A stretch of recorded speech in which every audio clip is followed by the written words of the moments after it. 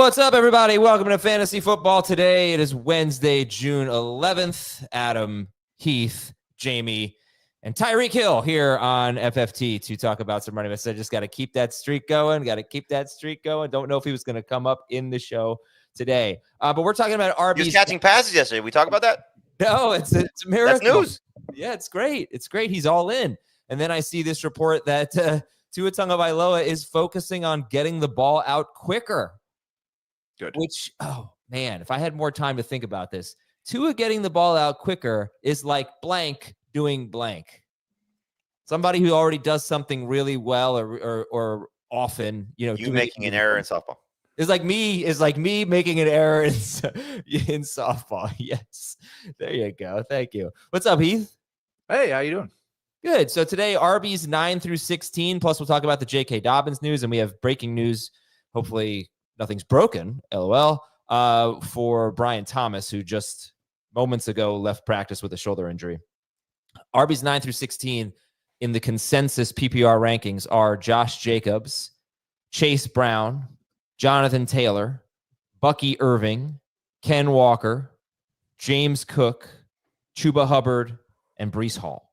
We will talk about them. Would you like some running back fun facts, guys? If we say no, will you not tell us, or are you just going to tell us anyway?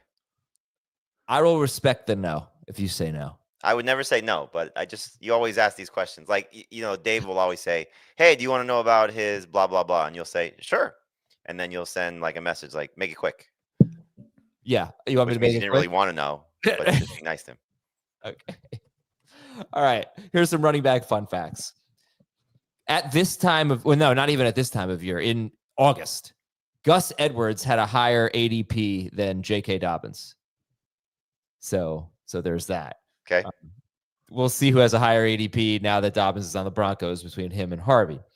All right, now on to RBs 9 through 16. Fun fact, Josh Jacobs has finished as a top 6 running back per game in 2 of his last 3 seasons.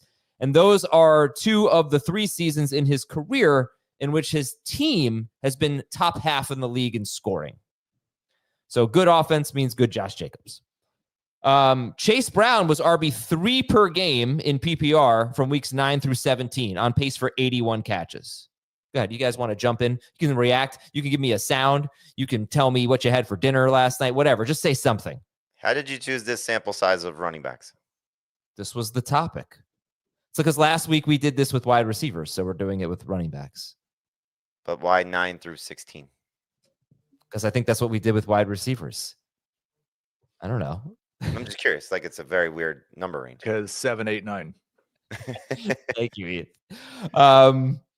Jonathan Taylor, in his last 3 games, he averaged nearly 32 carries per game and 31 PPR points per game. Wasn't really having that great of a season before that.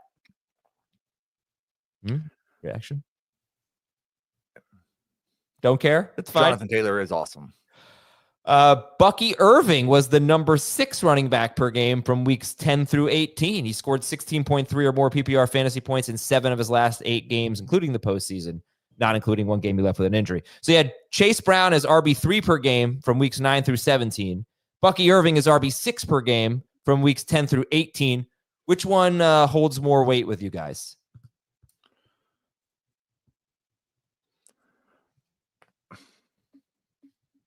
Those were 9 through 16 and 10 through 18? 9 through 17 and 10 through 18. But we're doing RB 9 through 16. I was very confused. So, no, I think they're almost equal.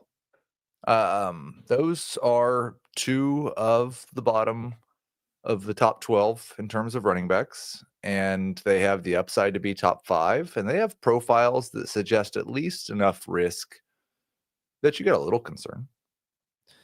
Ken Walker had 76.1% of the running back carries when he was healthy. That's a very good percentage, and they said they want to run the ball more. Chuba Hubbard was RB8 per game from weeks 3 through 16. That's a bit. So the first 2 games of the season were disasters for the Carolina. Then they changed quarterbacks. From that point on, Chuba Hubbard was RB8 per game. Two more fun facts. James Cook is only the second running back. I gave this, I think, a couple weeks ago. Only the second running back in the last 8 seasons to lead the position in rushing touchdowns and finish lower than RB5 per game.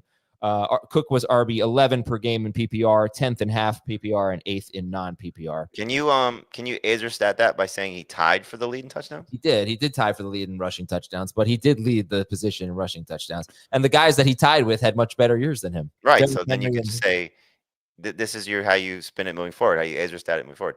If you tie for the lead in rushing touchdowns, then you could still finish outside the top 5. Okay.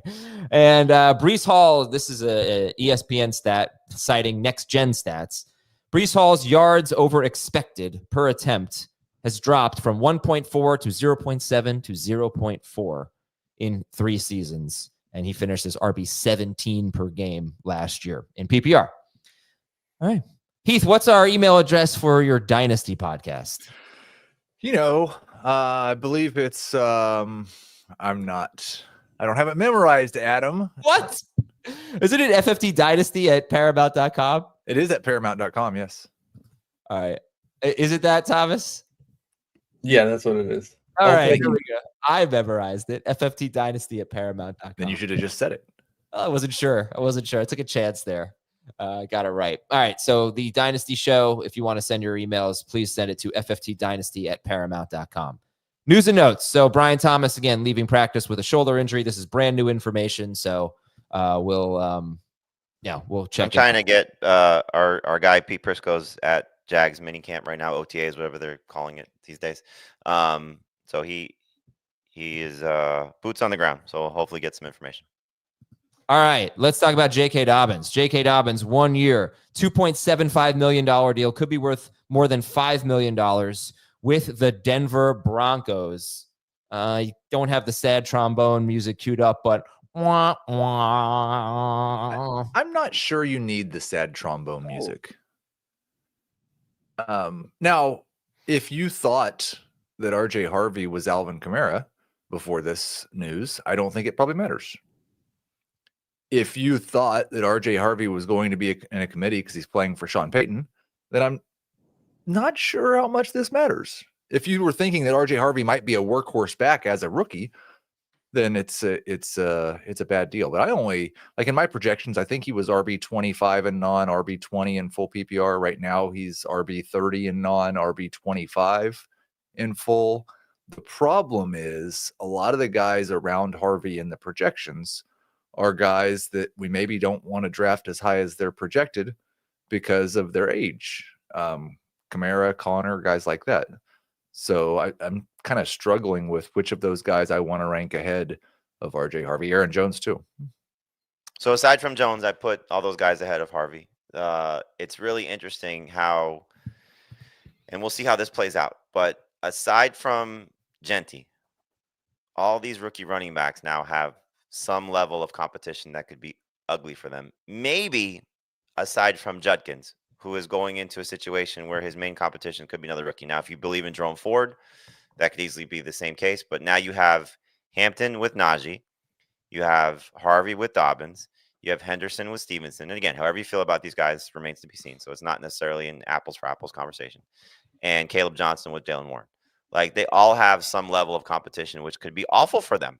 It may not, it could be meaningless for them, but they're all in situations where, like, for me, and I think, Adam, you probably felt the same way, like Harvey's path seems so amazing to feature touches. And again, it still may be the case. So I wrote the, recap on Harvey, and I think Heath probably feels the same way. Like, if you believe in RJ Harvey, you shouldn't let this sway you too much. Now you're going to get him at a discounted price. If you're concerned about Harvey, if you were concerned about Harvey before this, you're probably going to be just waiting to see how this all plays out. For me, he's now fallen to the 4th rookie running back, where before he was my 2nd favorite rookie running back. So I put him behind Henderson and behind Hampton because, again, starting to look at it and just how it may all shake out. Draft capital for Hampton, I put him ahead. And Henderson, I think, is in the best situation of these guys, maybe aside from, Genty and Judkins. But I just think Judkins could potentially struggle in passing situations because of Sampson and because of Ford being there. So for now, it's Hampton and it's Hampton, Harvey, Judkins, Johnson for me behind the first two of Genty and Henderson. Adam, I wonder if we looked at it, like, let's just assume all these rookie running backs are relatively similar besides Genty, at least the top 5, or 2 through 6. Which competition are you most worried about hurting their fantasy value? Dobbins. So you got Dobbins, Najee, Jalen Warren, Ramondre Stevenson, Jerome Ford are the 5 guys. I would rank it. My biggest concern, I would rank it, and I'd love to get your rankings. Dobbins, Najee, Stevenson, Warren, Ford. Ford a distant 5th. I agree with Ford a distant 5th. I would put Steve, if we're talking full PPR, which I think we are for the purposes of this show with our rankings, I would probably put Stevenson 4th. Yeah, thought about that. And Warren I'd be more. I think Warren could have a bigger role and a more defined role than Stevenson that scores fantasy points. I'd probably put Najee ahead of Dobbins. Like I think Dobbins is more explosive and more exciting, but Najee seems way more likely to just stay healthy all year and annoy us with how many carries he gets. I would agree with that. I think it's pretty clear top and bottom. Top two guys at the top, 2 guys at the bottom, and probably the Stevensons in the middle. I think just in terms of, or I guess no, Stevenson. I butchered that. Yeah, it's pretty clear 2 at the top and 1 at the bottom, right? Yeah. And you could argue Stevenson versus. But I would agree that Warren's more of a concern for Caleb than Stevenson is for Henderson. The thing about Dobbins that makes me a little bit more concerned is he could be their best runner. Yeah. And I don't think Najee will be the Chargers' best runner. He may get more work, but I don't think he'll be the best runner. Now, the thing with Dobbins is he misses at least 4 games every year since 2021. I think that's correct. So will he stay healthy? And whenever you see guys linger in free agency this long, like, why did that happen? Was he asking for too much money? Was he waiting for the right opportunity? Was he going to wait, until camp for an injury? When guys get to this point in their careers as well, do they want to go through the offseason workouts, especially guys that have had to do so much rehab? So I'm hoping that Harvey's shown enough in the small sample size of OTAs and mini camps that he's impressed Sean Payton, and clearly they made the investment to go get him first before signing Dobbins, which they could have done weeks ago or months ago even. And it's also a situation of, is this really just more of an indictment on Audrey Gaston and Jaleel McLaughlin, who combined for 100 and some odd, 189 carries, I believe it was, those 2 guys last year. Like, it could just be that.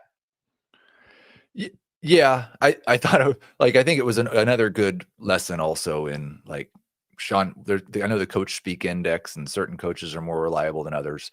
Sean Payton just showing his true colors again. Like a week ago, he was talking about how Audric Estime has to get more touches this year than he did last year. And then they go draft a guy or sign a guy who's clearly better than Audric Estime at his same job.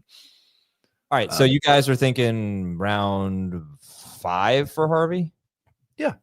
So he was around 4 pick for me. Now it's like 5, 6, depending on how the running backs look. For Dobbins, I put him in the handcuff range of like where Stevenson is, where Najee is. Like it's almost like an identical pairing. So the Broncos in 2 seasons under Sean Payton have ranked 21st and 20th in running back carries, but 1st and 4th in running back targets.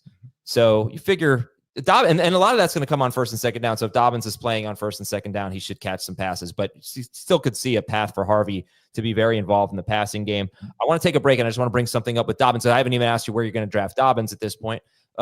Just bring something up with J.K. Dobbins, and we'll be right back after this break on Fantasy Football Today.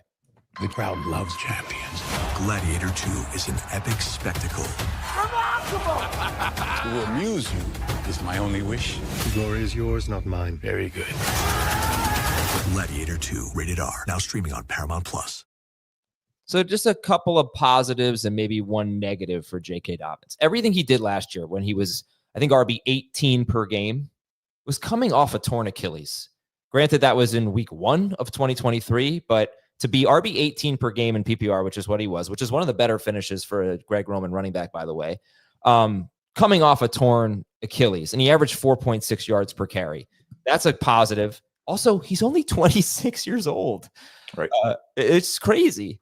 So as a guy who just drafted RJ Harvey in Dynasty, obviously I'm disappointed, but even though I knew it was possibly going to happen.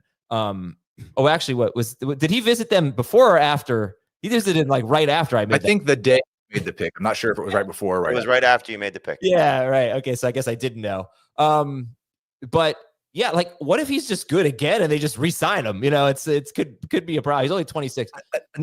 Go ahead. If you got finish up yours, I got another Dobbins thing too. My negative on Dobbins is that in the first 2 games of the season last year, he averaged 10 yards per carry, and he was incredible. He had 3 carries of 43 or more yards on 27 attempts.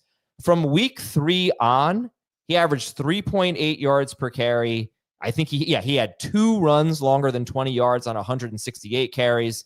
Then he had a terrible game in the playoffs with 9 carries for 26 yards and no catches.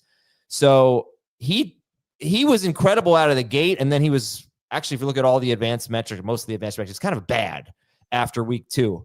So maybe that's why, and obviously the injuries, he missed 4 games. Maybe that's why it took so long for teams to sign him. Just going back to what Jamie said. What were you going to say, Heath?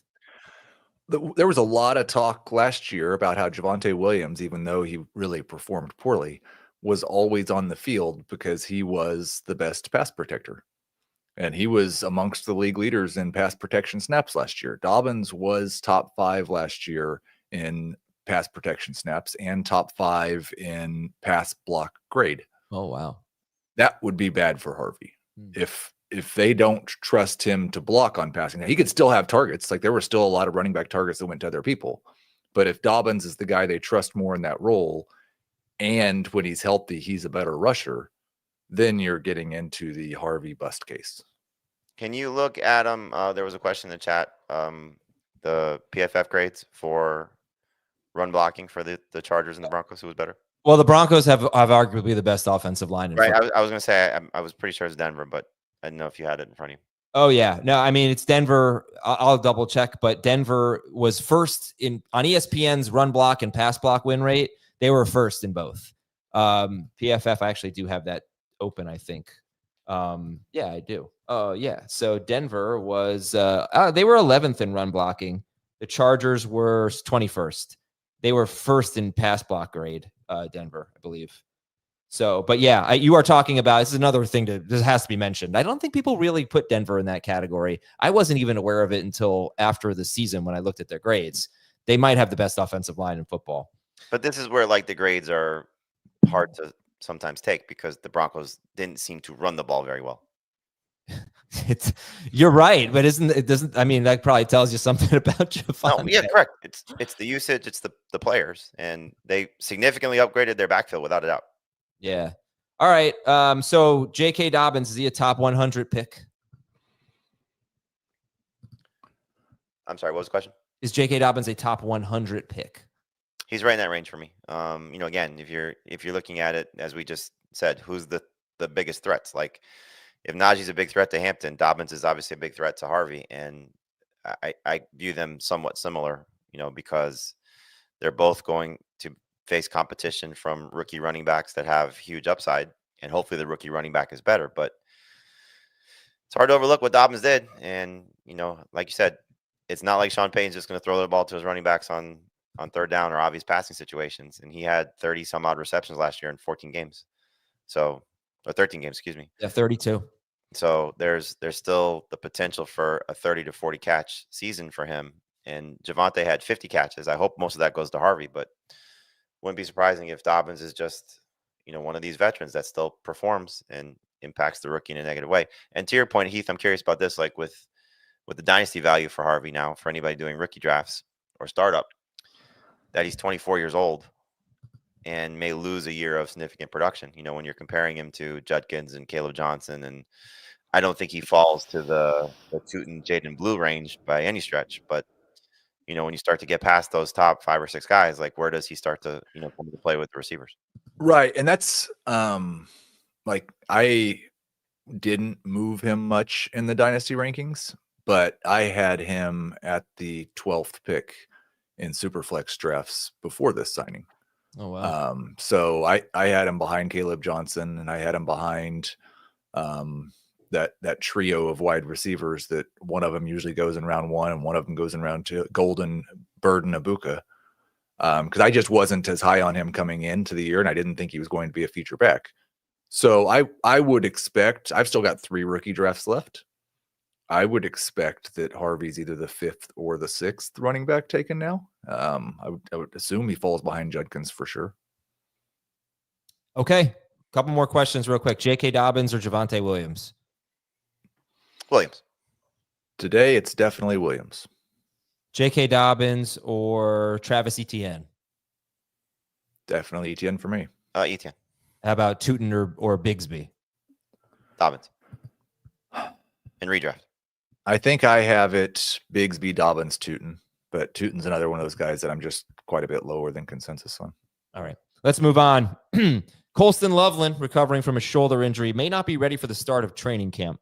I think that's probably something that we're underplaying a little bit. We'll see how long this lingers, but you obviously want a rookie to be out there for OTAs, for minicamp. Very much. Yes. You want to certainly be out there for training camp. I mentioned ESPN's Cameron Wolf says that Tua Tagovailoa wants to get the ball out quicker. That would be something, because he led the NFL in that metric, getting the ball out quickly. Jonnu Smith was not at minicamp. He's in the contract dispute. Ricky Pearsall and Jawan Jennings are both injured right now, but they should be ready for training camp. Meanwhile, Brandon Ayuk is likely to start the season on the PUP list. There is no timetable for Taysom Hill's return in New Orleans. And good news, CJ Stroud was seen throwing at minicamp. All right, let's get into RB's 9 through 17 in the consensus ranking. 9 through 16, pardon me. All of them were top 20 per game in 2024.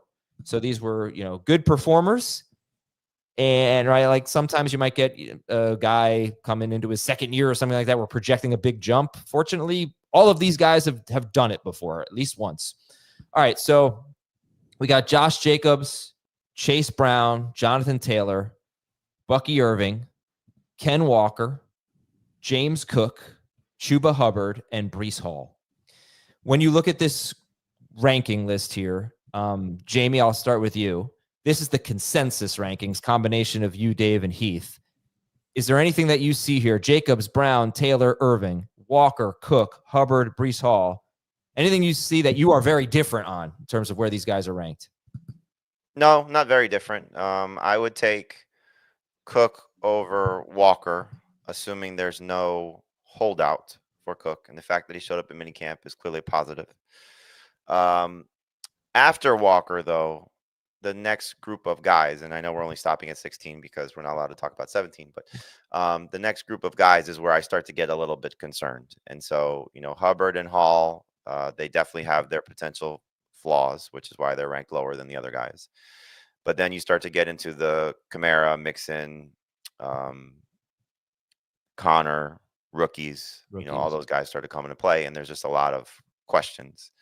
But I think the first 14 all have the chance. I mean, a lot of other players do too, but I feel the most confident in the first 14 having a chance to be top 10 or higher.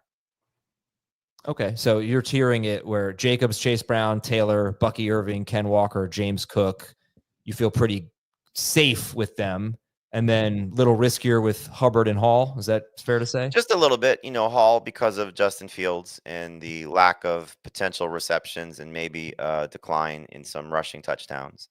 And then Hubbard is going to face competition. To what level, we'll find out. But I do think that the combination of Rico Dowdle and Trevor Etienne is certainly more significant than not having Jonathan Brooks there really at all and Miles Sanders. So I think the usage will come down a little bit for Hubbard, while the offense might be better. So again, these are not guys that I'm shying away from, but I do think that there are a little bit more pitfalls and negatives than the guys ranked ahead of them.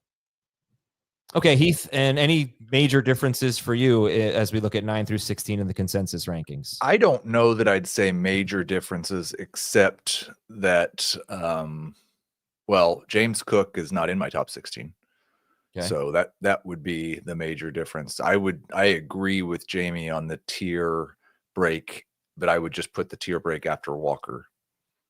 And I'm really concerned that Cook's share of the workload last year didn't get better, even though I think he's awesome. And there's too much touchdown regression coming for me to feel comfortable with him at this point. You look at Walker versus Cook last year, Cook outscored Walker by 0.2 fantasy points per game. He scored 10 more touchdowns. This is in full PPR. Full PPR. Yeah. Cook had 32 catches in 16 games. Ken Walker had what? He had 46 and 11. Yeah. So there's the big difference there. I would agree with you that Walker over Cook if you can guarantee me that Walker can stay healthy. Yeah. No, that's a fair question. The other thing that's just a smaller disagreement is I do have Taylor at the top of this group. Okay. Jamie, where do you have Taylor? He's 11th in the consensus rankings behind Jacobs and Chase Brown in this group that we're talking about, Jonathan Taylor. So Heath has him 9th. I've got him 8th. I've got him ahead of Derrick Henry. Okay. Jamie, how about you? Where do you have Taylor? He's 12th for me. So Jacobs, Brown, and Irving are ahead of Taylor for me. In full PPR. Mhm. And Taylor is definitely someone that I think should be valued differently in the three different formats, non, half, and full PPR. Actually, yeah, I got I think a pretty good note on Taylor. But as you look at this group, just overall, before we get into specifics on these players, do you think you like this group of running backs better than the equivalent wide receivers? I think it's kind of hard to say because there's some running backs you're gonna like.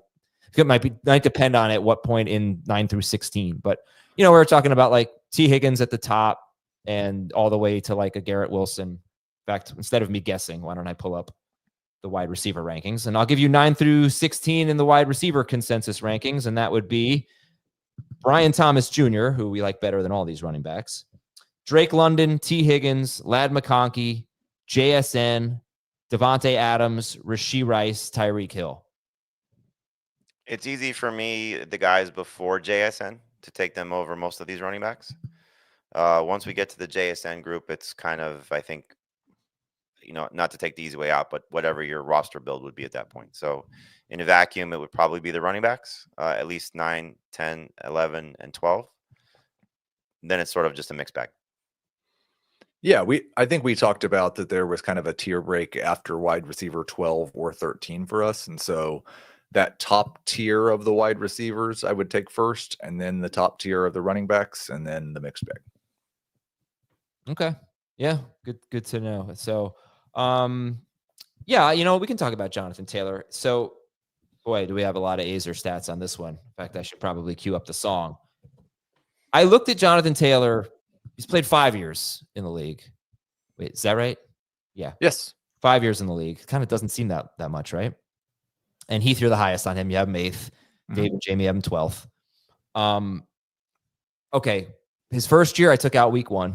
He wasn't the starting running back. I think it was Marlon Mack, right? And then Mack got hurt. Is it Mack? Whatever. Yep. His second season, left it as is. He played 17 games. He was the number 1 running back in fantasy. He was number 2 per game. His third season, I took out 1 game where he played 1 snap. His fourth season was tricky. Fourth season, he's coming off surgery for an ankle. He holds out. He misses training camp. He misses the first 4 games of the year. He barely plays in his first 2 games. Then he's splitting pretty much evenly with Zach Moss. You have to get to the second half of the season where he's finally getting his featured work. So I looked at those games, and then I looked at all of 2024 where he played, 14 games or 11 games? 14 games. I get him confused with Ken Walker. But, played a normal snap share in pretty much every game. Here's where, in full PPR, this is pretty much what he's been per game when Jonathan Taylor has been, on the field himself, normal workload. 9th per game, 2nd per game, 10th per game, 8th per game. I think that's it, right? Did I go through? And then 7th per game. So in 4 or 5 seasons, he's been 7 to 10 per game. And then 1 year he was 2nd per game. So I thought that was one of the most interesting things I uncovered about Jonathan Taylor. That's in full PPR, and he's better than that in half and non-PPR. But what do you think of that, Heath? Does that kind of give us his likely range of outcomes, 7 through 10? Yeah, I think like somebody in the chat had said that he's an injury risk, and Jamie had mentioned that Ken Walker's kind of an injury risk. I think almost any running back you can talk about injury risk, and Taylor has missed a little bit of time for a variety of reasons over the last few years. But he's still 26 years old, even though he's played 5 years in the NFL. And I think we all believed he was one of the most talented running backs coming into the NFL when he was drafted. He's not done anything to suggest that's not true in his 5 years in the NFL. He's pretty much always a top 10 running back. And even the receiving part, like last year, 18 catches in 14 games is absolutely awful. But that's not what he's been for most of his career. He's been over 2 catches a game or right at 2 catches a game pretty much every other year. And so I think he's just one of those guys that's such a great runner and gets so much work as a runner when he's healthy that the receiving problems can be overcome pretty easily. Derrick Henry. There are 3, I think there are 3 guys, maybe 4 if you want to throw Barkley in there, but 3 guys that you sort of look at and say their passing game work is not going to be where they win. And it's Barkley, it's Henry, it's Taylor, and it's Cook. And how much of that is going to be offset by how good they are as rushers. And so, I mean, look, he's been a stud. Like, that's just who Taylor is. Like, you know what you're getting. So will he, get to 30 plus catches?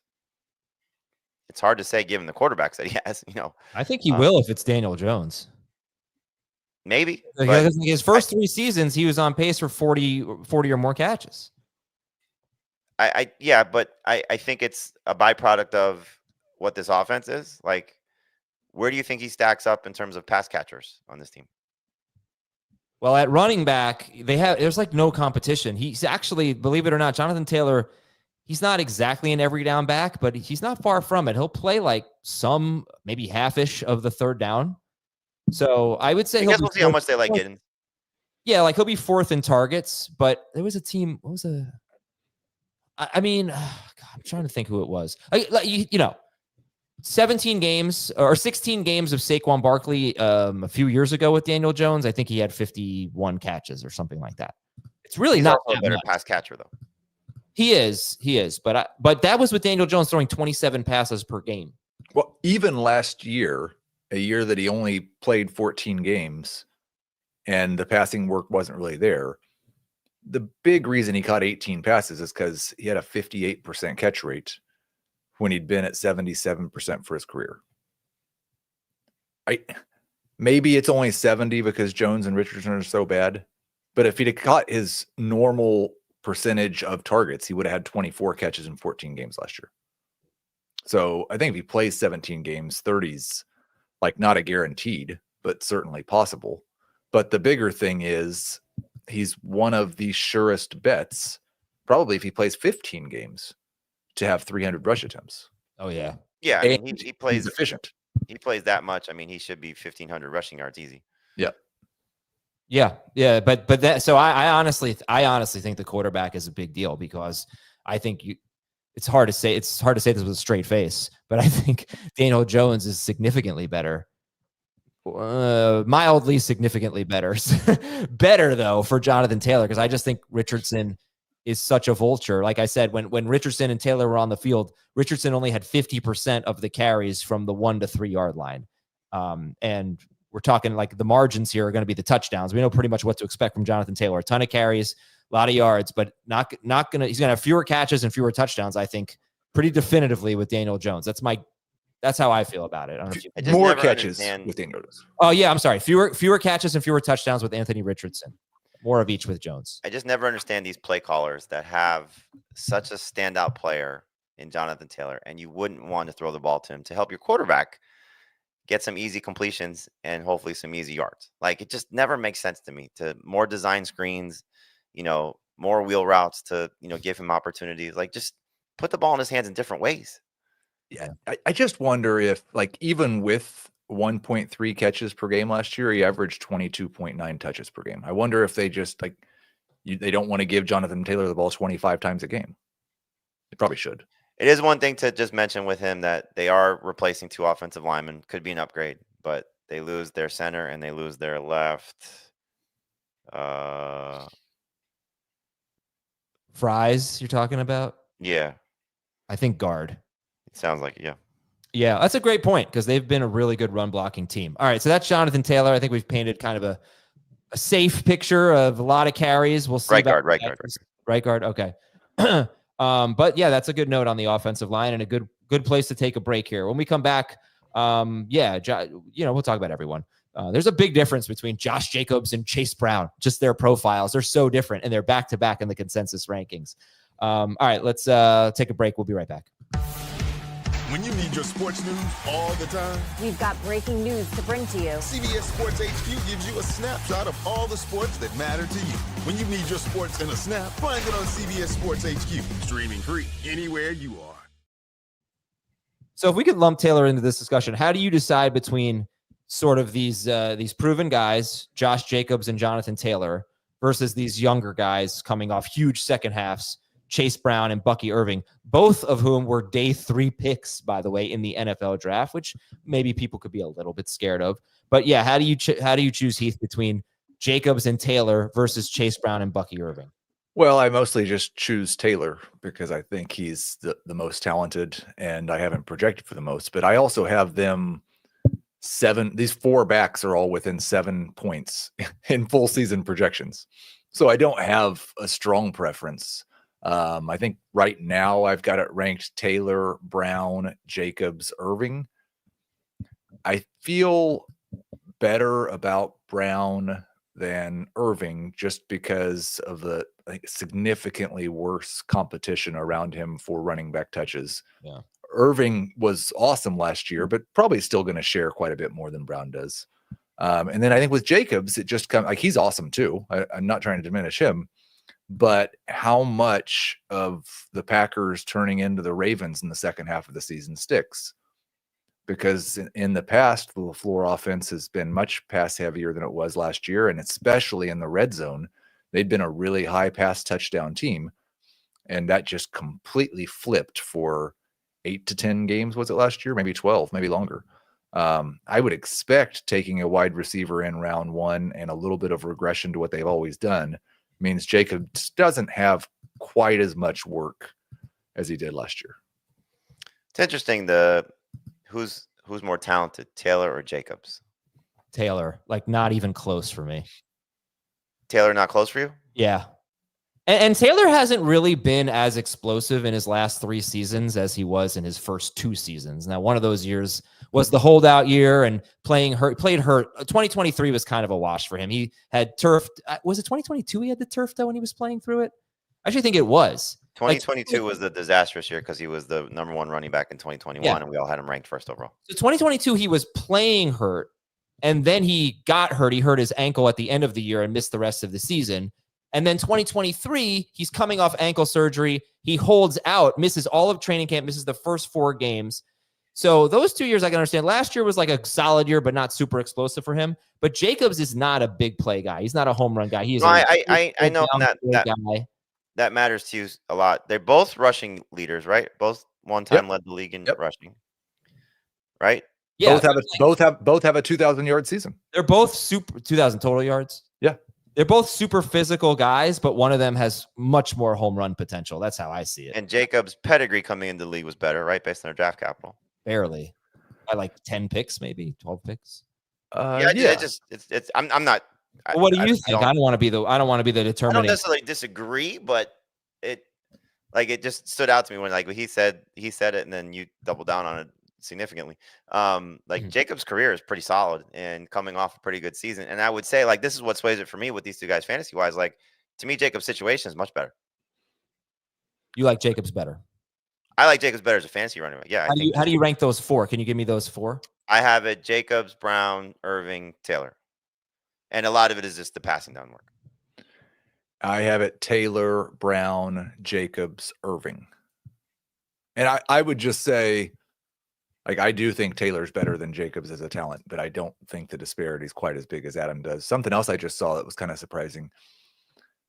Last year, Jonathan Taylor averaged 2.2 targets per game. Josh Jacobs averaged 2.5. Yeah, I think. What was that though? I wonder what the split is: Flacco versus Richardson. I have that if you want that.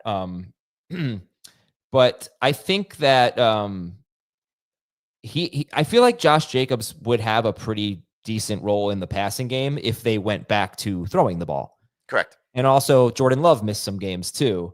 So, Malik Willis, I don't think was throwing it to him. Let me see. I have a note on that. He was on. Okay, there we go. Excluding week 18, which I think was a game where like the starters played like half the game for the Packers. Josh Jacobs was on pace for 41 catches with Jordan Love. I think that's pretty encouraging considering they were one of the most run heavy teams in football. So I actually do think if they just have a balanced offense again, I think we're looking at a 50 catch running back. I don't know about you, Heath. Does that seem rich?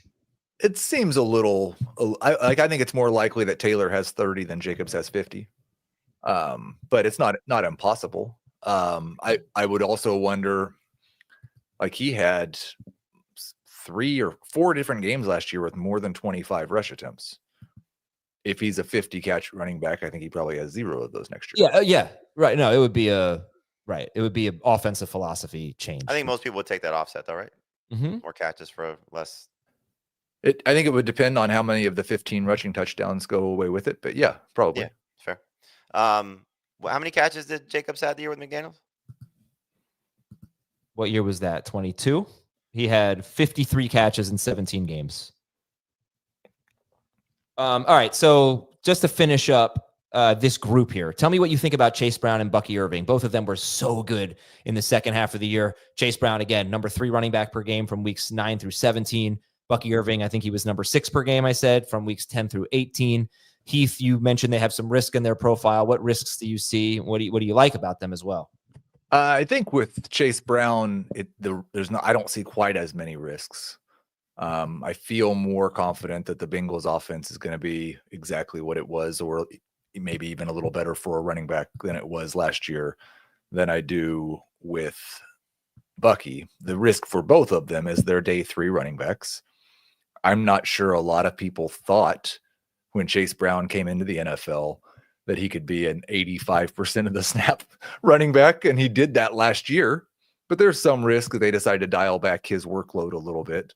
For Irving, it's just that they have at least a serviceably good pass-catching running back next to him in Rashad White, and maybe the best RB3 in the league in Sean Tucker, who they're talking up again this summer as he's not going to be not involved. And they're talking about how the offense, they want to get a little bit more vertical in the passing game. And they were a team that threw a lot to their running backs last year.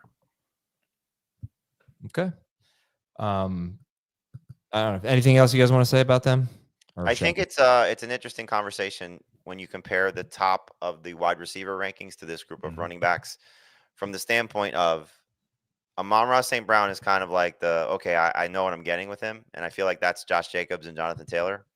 And then you have Malik Neighbors and maybe Puka there's a couple different directions they can go. Oh. And that feels like Chase Brown and Bucky Irving. I thought you were going to say Malik Neighbors and Brian Thomas Jr. Yeah, you can make that comp too. I just look Puka's a little bit wild card with the addition of Adams, but sure, Brian Thomas Jr. Great call. So there's huge upside clearly, as we saw at times. There's huge upside for Chase Brown and Bucky Irving. So if you're chasing maybe the higher ceiling, Brown and Irving may be better than Jacobs and Taylor. If you're just looking at, what you're getting, they've been tried and true. Jacobs and Taylor are like, St. Brown of just quality production, huge upside production. Don't want to discount that by any stretch, but not a lot of pitfalls and just feel like safe. Okay, just to go back to question you asked recently, the Joe Flacco versus Anthony Richardson thing. 5 games with Joe Flacco. Jonathan Taylor was on pace for 37 catches.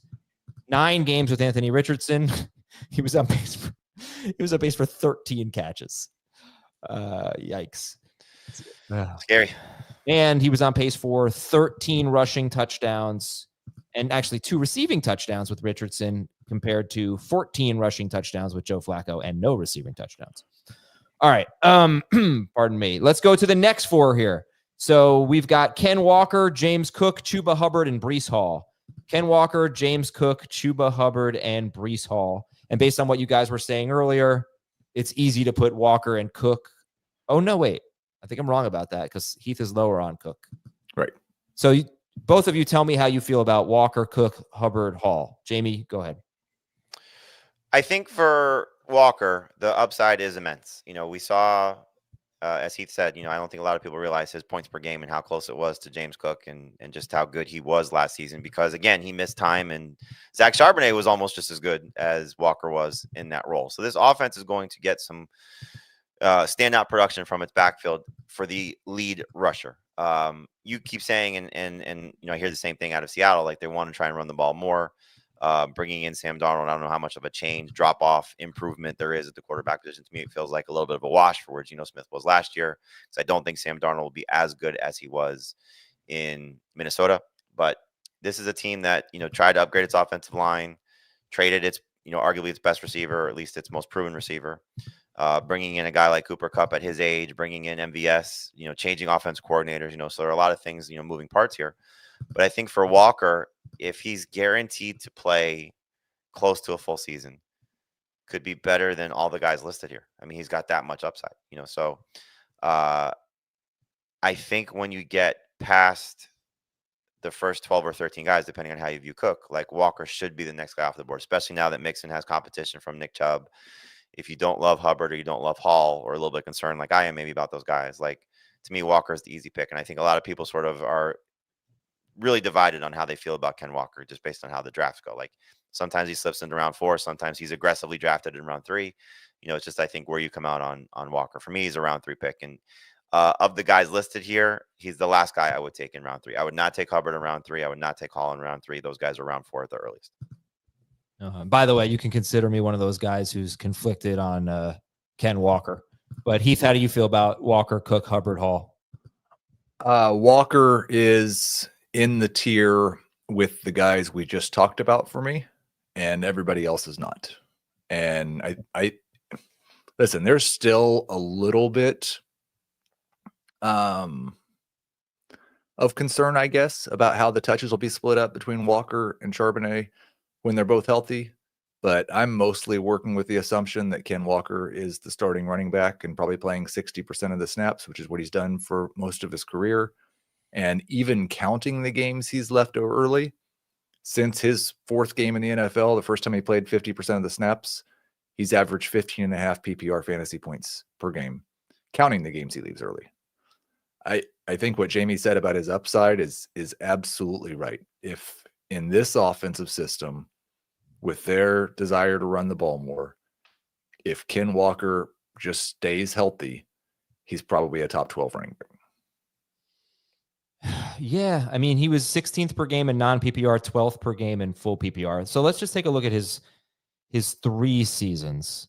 2022, Rashad Penny was a starting running back for Seattle for the first 5 games. And then after that, Ken Walker was a top 10 running back per game in his last 11 games. He was great.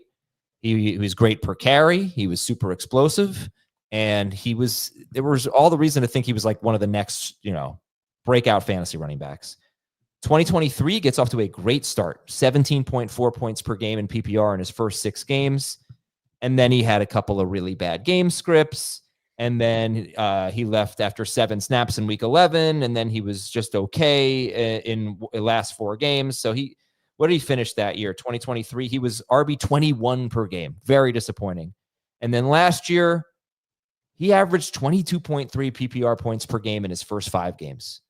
So, we've got 3 years in a row where we get a stretch of at least 5 games of Ken Walker being just a stud. But he never keeps it up. He averaged only 11.7 PPR points per game in his last 6 games.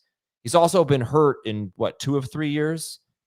So that's why I see the talent. I also see a guy who averaged 3.7 yards per carry last year. And you want to know why? Because their offensive line is horrible, was horrible last year, might still be horrible this year. What's improved? They drafted Gray Zabel in the first round, a guard, and hopefully their right tackle, Abraham Lucas, he's played like 13 games in the last 2 years combined. Hopefully he can stay healthy. But they had major offensive line problems, and I can't rely on the catches because in each of his first 2 years, he was averaging like 1.5 catches per game. So I don't know what that was last year where they started throwing him the ball more. Usually he was kind of a liability in PPR. He comes off the field on 3rd down. So he's a home run hitter who hasn't been hitting that many home runs the last 2 years. He's consistently among the worst in the NFL in percentage of carries for 0 or negative yards. And if he's behind a bad offensive line, I don't know that he's going to be able to hit those home runs. So that's why I'm concerned about Ken Walker. I do see all the positives that you guys see, though. So consider me conflicted, and I will also take him at around the 3-4 turn, preferably in round 4. I think well, first off, that I'm curious the role in the passing game as well. The change in coordinator to bring in Kubiak, coming from a team that just threw a lot to its running backs. Granted, that's Alvin Kamara, but it's a system that should, he's from the Kubiak Shanahan tree, so that's something that is hopefully going to be in place. Again, will it be him on first and second down, which is where he'll mostly play, or will it be him coming off the field for Charbonnet on third downs, which could be a huge problem if you're talking about the reception total. I do think the offensive line will be improved, so hopefully that does take a step forward. I just think he's shown the ability to be a league winner when healthy, and so that's where the risk comes in. And just to sort of transition to Cook, unless you guys have anything else to say, I keep going back to something you said, Adam, because I believe the same thing. Like, it's hard to overlook not buying into the lead running back on that offense. Yeah, I like him better than Walker personally. So I do as well. Depending on how training camp plays itself out, because I'm glad he's shown up for minicamp. But as long as he's there, yes, the touches could change. Heath is correct on how he's viewing Cook. Like, if the touchdowns regress and he's losing work to Ray Davis and maybe, I don't know if it's going to be Ty Johnson, but losing work to two guys, certainly even if just Ray Davis takes on a bigger role, then it could be hugely problematic. But they didn't do anything really to improve their passing game. And it just feels like, hey, Josh Allen just won the MVP. Hey, we have another chance to compete for Super Bowl. Hey, this guy is still our guy. And now he's playing for a contract if he shows up and is ready to go. Like, 15 plus touchdowns could still be there for him. And I know, you never want to go chasing that type of number for a guy that just spiked in touchdowns. It's a huge problem. And I know where Heath is on this, not to put words in his mouth, but like, that's a huge concern. But like, these two guys, to me, like, I feel like there's like, they're the bridge guys. Like, once you get past however you have it ranked, Jacob, Brown, Taylor, and Irving, like, there's huge upside with those two guys of Walker and Cook. There's some potential downside. Again, I don't think it's huge downside, but potential downside. So they feel like, again, late round 3, early round 4 picks, and hopefully they can still be RB1s and top 10 running backs. I think the biggest thing for me for Cook is that, like, I'm not really worried about him losing more touches. It's that he didn't average 15 touches a game last year. Yeah. Like 14.9 touches per game. You have to score that many touchdowns. Now, well, okay. So I guess this is kind of a point that I have not been making about Cook, because I keep giving this stat about how he's the second running back in the last 8 years to lead the position in rushing touchdowns and finish lower than RB5 per game. And he was RB11 per game. He was RB11 per game in full, RB10 per game in half, RB8 per game in non-PPR. This is James Cook. What I didn't mention, and what I'm not even sure I realized until I just looked it up 5 minutes ago, last year was a really, really good year for running backs. And you take his points per game last year, made him RB11 per game. In 2023 and 2022, he would have been RB7 per game. So he's not getting drafted anywhere close to that. He also was RB19 per game 2 years ago with only 6 touchdowns total, 2 rushing, 4 receiving in 17 games. So I don't know. I have a hard time seeing him finishing lower than RB14, James Cook, which is where he is in our consensus rankings, simply because he is the lead running back for one of the best offenses in the NFL. And he's really good. If he were not that good of a rusher, then yeah, I'd be concerned. But he is awesome. So it's just everything is there for a solid, safe season. He is awesome. He did not play more than 46% of the team's offensive snaps once after week 11 last year. But what if he does? What if he does? I mean, that's the thing. Like, I feel like his touches could only increase. They're not going to give him fewer touches and fewer snaps. He's too good. Well, but that's the weird thing, is he was over 50% of the snaps in every game but one the first half of the year. Did it matter though? He was still great. Why did they play him less in the second half and in the playoffs? Were there more blowouts? Just a question. I don't know. Well, in the playoffs, they had a 24-point game, a 2-point game, and a 3-point game. I don't have an answer for you, Heath. I guess I'm not as concerned about it because he was so good even with these limited snaps. Like imagine. I wonder how much though of they're going to run him into the ground, because it doesn't sound like they're going to pay him. No, I don't think they're going to run him into the ground. No, not like a DeMarco Murray type situation with Dallas. They're not going to give him 400 touches. Like that's just not realistic for this offense. But I wonder if it's going to be like we're not taking him off the field as much maybe as they did a year ago. That'd be great, and he'll be awesome if that's the case. I don't know. I wish they would play him more. I love James Cook. Yeah. But it's really unusual for a running back playing 40 to 50% of the snaps to be a borderline top 12 guy. Chuba Hubbard versus Breece Hall. Who do you guys like better? Hall slightly. Yeah, I've got Chuba just barely ahead of him, but they seem like completely different players. Like I feel like Chuba's going to be an RB2, and Breece Hall could be anywhere from a top 5 running back to like an RB3. You really see that with Breece Hall, that he could be that low? I don't know what's happened the last couple of years. I don't know all this coach keeps talking about the 3 running back system. It doesn't sound like he's happy or necessarily they're happy. It's funny you mentioned the last couple of years, because I think everyone can agree last year was disappointing. But in 2023, he was number 6 per game in full PPR. But it just didn't feel like that great of a year. He had 76 catches. Right. He was number 11 per game in non-PPR. And he did average 4.5 yards per carry. But I think what you're saying is we haven't seen the Breece Hall that like took our breath away as a rookie. We haven't seen him rush for 1,000 yards in a season. That's true. Very, very true on a technicality there. 994 yards. Well, but it's like 1,002 yards isn't a good year if you play 17 games, which he did that year. Yeah. And I don't like Justin Fields will throw to his running backs more than he used to, but he's not going to catch 76 passes playing with Justin Fields. No. Is he going to catch 50? I don't see it with this offense. I haven't projected for 49. This quarterback. 49. Jamie, so Heath kind of just threw out, I think, quickly, without giving it a ton of thought. Sorry, I'm not trying. I didn't mean it that way. I meant like I didn't want to hold you to it. That Breece Hall could be top 5 or it could be an RB3. What kind of range do you see, Jamie?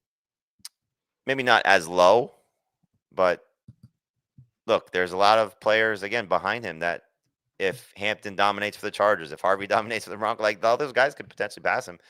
The concern is Fields. It's the lack of receptions. It's the lack of rushing touchdowns that could be escaping him because of what the quarterback does.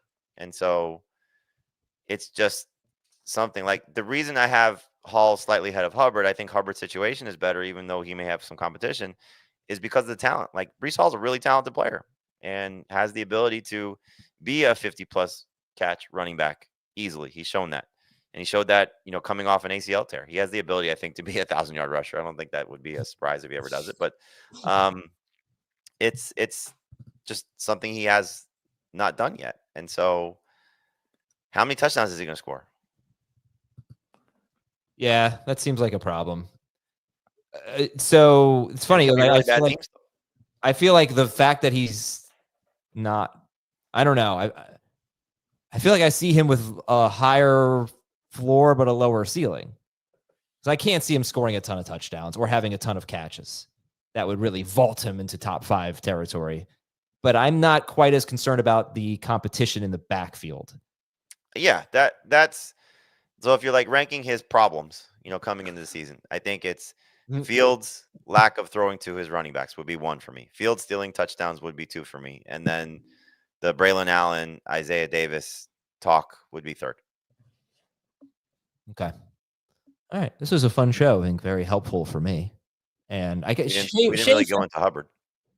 Okay, we can do that. Schaefer's kind of knocking Breece Hall in the chat here.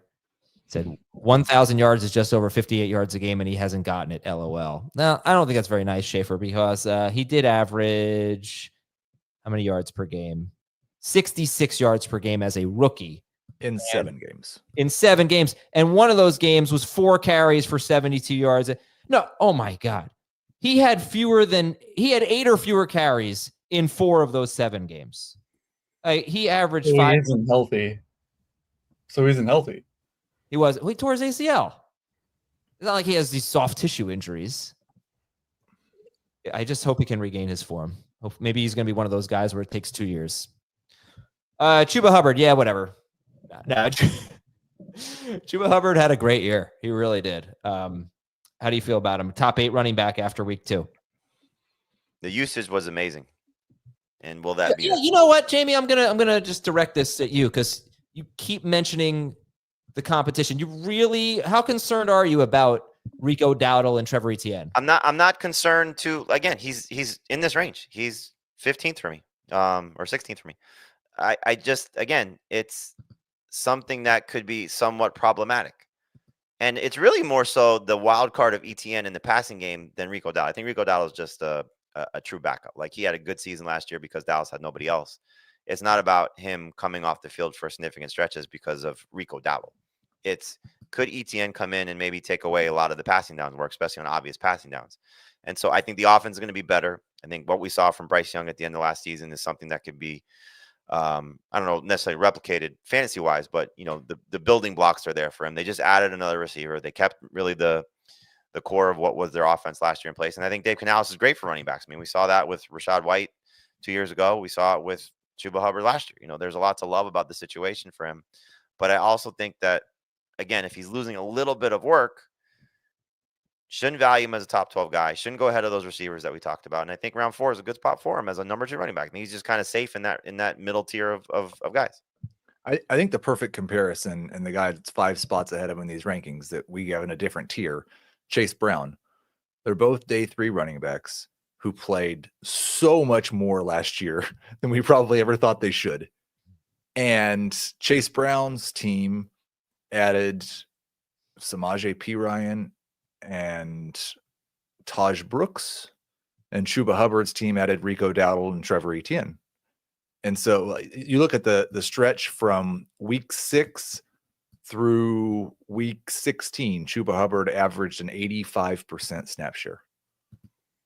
That's enormous. Yeah, pretty similar to Chase Brown, I think. Right. Uh-huh. But there's more signals that the Panthers might like to reduce that than there are that the Bengals might. You know what? We never talk about this with the Bengals. They also have Zach Moss back. Right? Like, Chase Brown didn't really take off until Zach Moss had a season-ending injury. So I just want to bring that up. I know he wasn't. I wonder if he'll make the final roster. That's a fair point, but he is back as of now. Yeah. All right. Chuba Hubbard's been in the league longer. He's had more failure than Chase Brown, which is kind of a tough word to use, but I always go back to this. Like, going into the year, they didn't extend Chuba Hubbard. They drafted his replacement. They signed Miles Sanders. They obviously didn't think Chuba Hubbard was going to be their running back of the future. Guessing he probably would have been off the team. I shouldn't say that, but after another year, but he wasn't a big part of their plans. Everything has changed. I can't quite get over the first 3 years of Chuba Hubbard's career, where I think we just kind of looked at him as a jag. I think Chuba Hubbard's also had more success than Chase Brown. Like, we shouldn't forget the fact that, what was it, from week 6 on the year before, he was on pace for 1,000 rushing yards, which I don't know if you know this, but Breece Hall's never done that. I'm sure he was on pace for it, Breece Hall. He was on pace. Never done it, though. So I do think like there's a little more evidence that Chuba can handle this role, and there's a little more evidence that Chuba might just be a guy. Okay, yeah, it's great you mentioned that, because in 2023, in his last 12 games after he became the starting running back, he was on pace for 1,060 yards. He was on pace for 288 carries. He was a featured running back. He averaged 3.7 yards per carry and 12.4 PPR fantasy points per game. 12.4 PPR fantasy points per game is going to be right around RB24 every season. So that's 2 different sides of Chuba Hubbard as a feature back. In 2023, he performed like RB24. In 2024, he performed like RB8. The offense was more functional in 2024. Oh, yeah. The line was a huge upgrade. Yep. Absolutely. Could definitely point to reasons for that. Also, you take 8 and 24, you go right in the middle. You got RB 16. Pretty sure that's where he is in the consensus ranking. That's how we do it. Yeah. See, fantasy football is easy, folks. All right. Good stuff. Thank you guys for Jamie and Heath and Tyreek Hill. I am Adam. Oh. Also Thomas. What happened? Thomas is now posting rankings in the chat, so I really like this. Look at that. He has James Cook. He's low on Brown and Bucky. Go ahead, Thomas. All right. So Thomas's rankings of this group are Jonathan Taylor, Josh Jacobs, James Cook, Breece Hall, Ken Walker, Chase Brown, Bucky Irving, Chuba Hubbard. So why are you so low on Brown and Bucky? I'm just worried about them. Like you guys said, they didn't have high draft stock and could be 1-year wonders. We know what we're getting with JT and Jacobs and Cook if he reports and doesn't hold out. And the guys were trying to paint me as a whole hater, but what the price, if the price is right, I would take him. I'm just a little worried about him with injuries and Justin Fields, all that stuff. And Walker, I like Charbonnet better than Walker. That's a hot take, but wow, I do. You mean you like him as a running back, not in fantasy? Yeah, not in fantasy, but I think he's a better runner if he gets the opportunity, which we've seen the last couple of years he has. Yeah, he's a very more consistent runner, but he doesn't basically ever make a big play, whereas that's what you get from Ken Walker. But yeah, I could see somebody liking that, take the safe. Tom is very safe. Look at his rankings. He just plays it safe. He doesn't like the risky guys, apparently. All right, go. Let's Liam go. Cohen says that Brian Thomas Jr. is, quote, fine after leaving practice, and he's, quote, fully cleared to play. Oh, Bro Payne wants to replace Adam with a potted plant. Yikes. What kind of plant? I mean, there's a good fern. Pretty big spectrum here of potted plants. Do you guys have any plants in your house? Lots. Of course. Lots of plants. I have one. We have one orchid. I read that it's very good for your stress to have greenery in your house. Yeah. We have a lot of snake plants. Those sound pretty scary. All right, we'll talk to you tomorrow with a mailbag on Fantasy Football Today. 10:30 start time, 10:30 a.m., a little bit later than usual. See you later.